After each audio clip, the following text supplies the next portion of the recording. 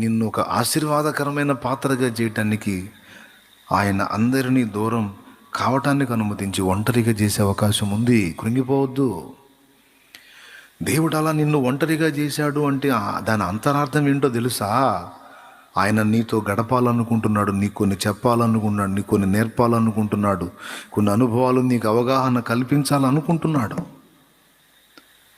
ఇక ఆయన సహవాసంలో నువ్వు ఉండునట్లు, ఎవ్వరు నిన్ను అభ్యంతరపరచకుంటున్నట్లు, అవసరమైతే ఇతరులను నీ నుండి దూరం చేస్తాడు ఆయన. హల్లెలూయా.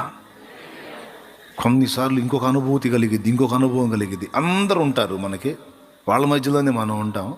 కానీ ఇన్నర్ ఫీలింగ్ ఏంటో తెలుసా? నేను ఒంటరిని.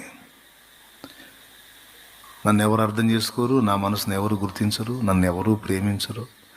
ఏదో ఈ మనుషుల మధ్యలో ఉన్నాను కానీ నేను అరణ్యంలో ఉన్నట్టే ఉన్నాను, నేను ఒంటరిగానే ఉన్నాను అని నీలో నీకున్న ఫీలింగ్. అలా ఇలా, ఎందుకంటే అనుభవంతోనే మాట్లాడుతున్నా, అవగాహన లేకుండా మాట్లాడట్లేదు. కాస్తో కూస్తో కొన్ని సంవత్సరాలు ఆయనతో నడిచిన అనుభవంలో ఆయన కదలికల్ని కొంచెం నేను గుర్తుపట్టిన కొంచెం మీకు అందిస్తున్నాను, నేను ఉపయోగపడతాయని.